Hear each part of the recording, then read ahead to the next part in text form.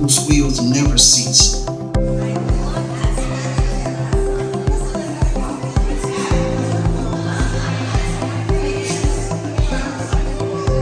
Listening to and fro. Let go of friendships which have exceeded their time. I've learned the life I live is not really all mine. Blindness has created for me a seat. At the table of life, I have a new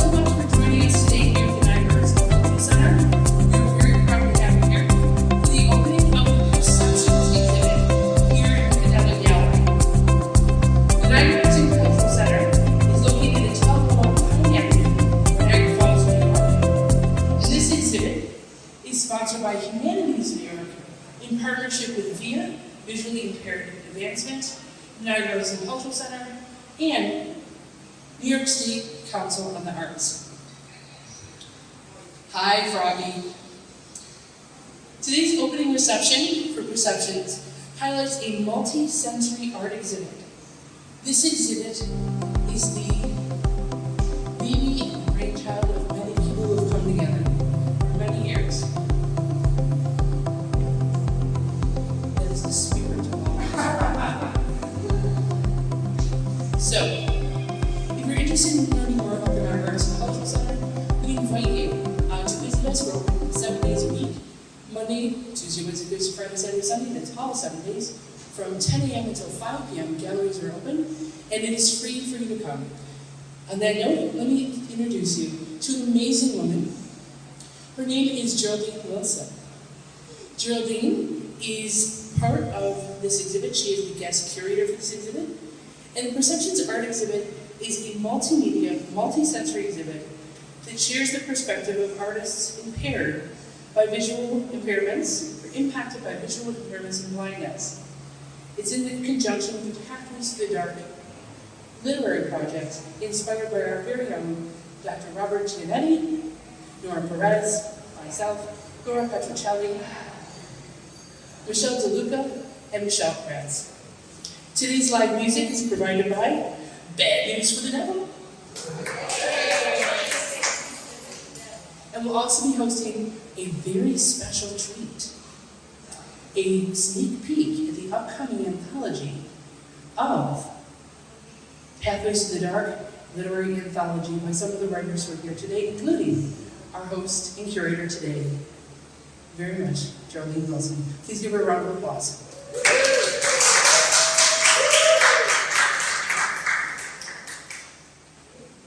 Gerldine?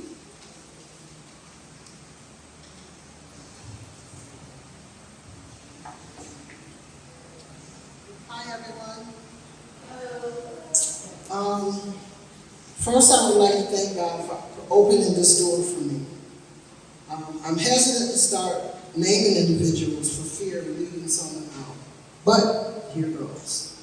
Thank you, Lord Naeemah, for bearing the brunt of my anxiety and reminding me who is actually in control of my gift, my life, and opportunity that has presented itself.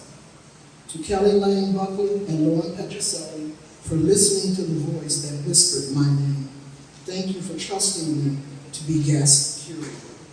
At the bottom of the poster announcing this event is the name of all those who are responsible for funding this project.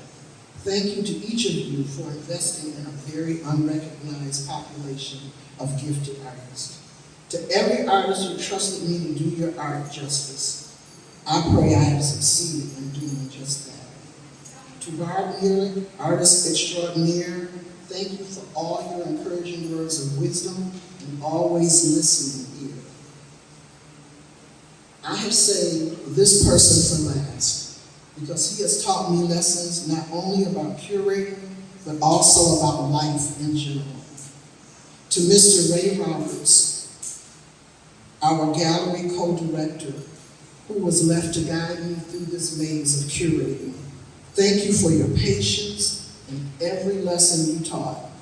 I listened, I learned, I have been made better. And I would like to take my artistic license as first-time curator, and I would like Ray to come and join me at the podium.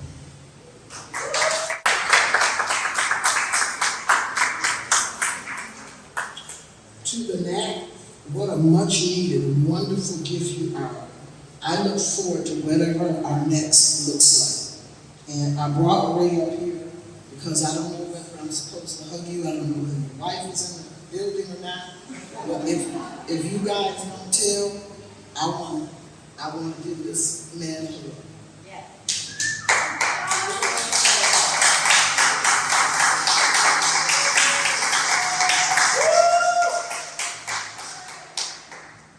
That's it. Thank you. You want to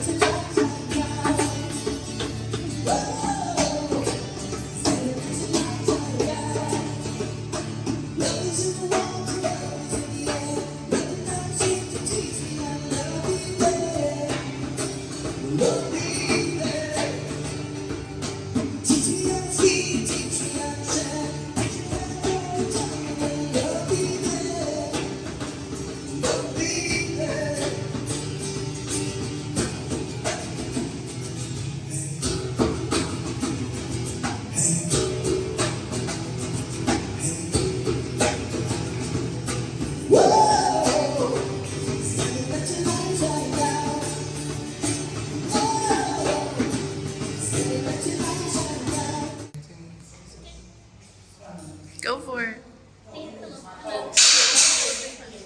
Oh, we're not gonna hear. It's too loud in here. Yeah, project a little louder. Speak about the people I have seen, and the lights are went down to say, and passage is the one place I have seen.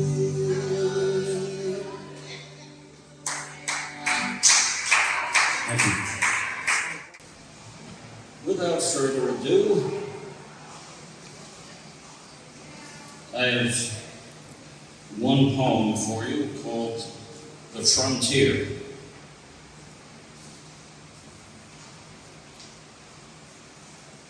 We live along the Niagara River, a strait between two inland seas, Erie and Ontario joining, swift and relentless before and after a thundering fall.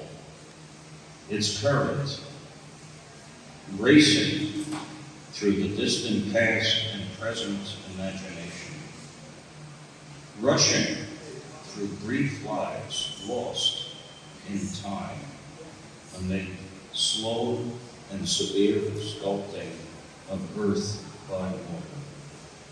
A gorge at at once inscrutable in a mask of permanence, and a fleeting frontier between nations, a river coursing timelessly through life and death, memory and oblivion, affection and hate, happiness and sorrow, strength and weakness, eternity and time, overwhelming the mass of men and women,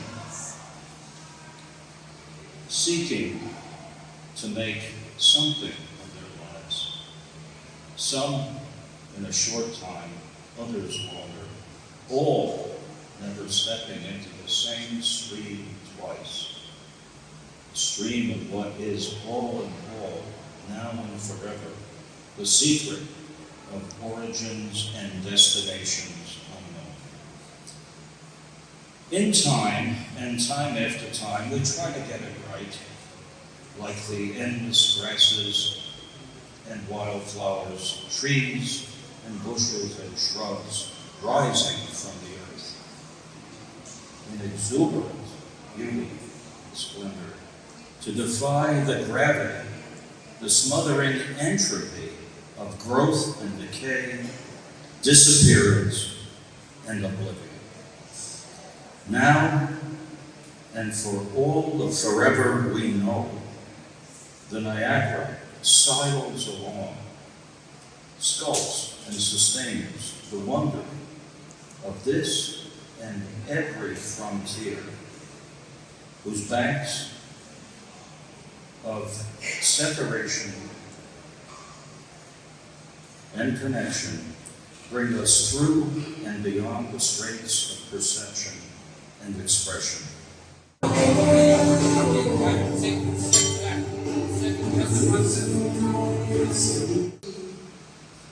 This is a portion of a book that I'm doing with a series of stories, and it's called Sister Geraldine is Blind, but she can see. Sister Geraldine is blind. I know she can see, because when I waved at her, she waved right back at me. Sister Geraldine carries a cane, and she taps it on the floor. The cane is red and white. I learned what it was for. Her white cane lets people know she has problems with her sight. They say she is blind. I don't know if that is right. Sister Geraldine can see. I'm going to tell you how I know. Sister Geraldine is a gardener. You should see what she can grow. Sister Geraldine paints pictures. She crochets too. Tell me, does that sound like she is blind to you? Blind people cannot see. They need to be led around. You should see the places Sister Geraldine can be found. She rides the metro buses. She rides the train too. In fact, I can't think of anything Sister Geraldine does not do. Sometimes when you wave at her, she seems to just ignore. One day I asked Sister Geraldine what she does that for. Oh, she told me that day, sometimes I cannot see. If you are facing forward, or if your back is turned towards me, unless you make a movement, sometimes I do not know. Hey, she said, there is something about my stick to you I want to show. It is called a mobility cane. You want to see what it can do? It's really kind of neat. Here, let me show it to you. She pulled the end piece down, then folded it again. She folded it until her purse she could fit it in. Why do you carry that cane, I asked. She said, to help me get around. The way I looked at Sister Geraldine, I wonder if she saw my frown. There are things I cannot see, she said, like little cracks in the ground. This cane replaces my eye, so I will not fall down. I looked at her real funny, because I did not understand. Here, she said with a laugh, then put the cane in my hand. It made a funny sound. It snapped back into place. I wonder, could she see the look on my face? Expressions are another thing that are hard for me to see, said Sister Geraldine softly as she smiled at me. Sister Geraldine is blind, but there are some things she can see. She says her kind of blind, it is called blindness. She takes care of herself. She can cook and she can clean. When people said she was blind, I said, what do you mean? Sister Geraldine told me there were limits to her sight. I asked why she wears those dark glasses. She said, sometimes my eyes are hurt by the light. Sister Geraldine is blind, but she can see. Her kind of blind is called weak. There are some things she said, without help I cannot do. I don't like asking for help, but sometimes I just have to. Like crossing the street. Sometimes I cannot see. Sometimes it is hard for me to do it safely. Sister Geraldine is blind, yet she can see. Sometimes that is so confusing to me. Can you see me smile? I asked her one day. According to how close you are, is what she had to say. She does not come to church as often as she used to. I asked her why. She smiled. I'm going to tell you. When scriptures are being read in my Bible, I cannot see. Sometimes that is something that is embarrassing to me. Embarrassing, I asked, with a question on my face? Yeah, she replied. It makes me feel so out of place. I have always loved reading, she said with a sigh. But I cannot keep up no matter how I try. She showed me a big old Bible that was called large print. Boy, was it heavy. It had a lot of writing in it. Why is it so heavy, I asked, and she answered with a smile. Because the words I try to read must be very large, my child. You can read, I questioned? Then how can you be blind? She looked at me and then spoke so calmly. Remember, I told you I am blind legally. That means there are some things that I can see. The words in this Bible are large, they are bold. I learned things about blindness that day I had never been told. Some people see shadows. Some cannot see details. Some see through a pinhole. There's a lot of things that legal blindness entail. Some people don't see colors. They see only black and white. Some can see nothing. It's like always being in the night. Some see better in darkness. Some see better in light. Boy, there's a lot to learn about this thing called sight. So I guess Sister Geraldine does have issues with her sight. And the judge her explained really was not right. Sister Geraldine is blind, but there are things she can see. I'm glad I asked her questions and that she talked with me. Next time I see a person with a cane of mobility, I will think of Sister Geraldine, who is blind but can't see. Thank you.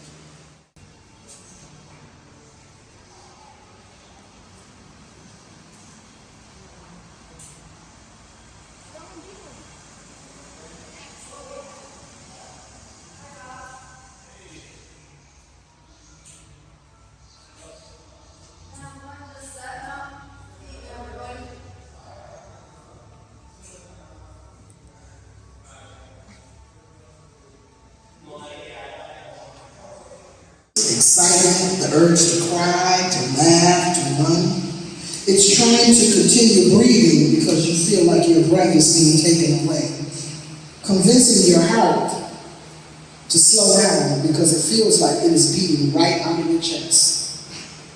It's savoring every moment of your life, giving all you can to each contact you have with those you know and love, because you know deep inside that things are about to change.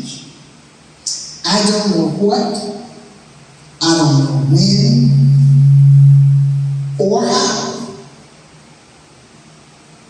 Something great has occurred in me. It has taken me to a place that is deep, that is peaceful. It is powerful.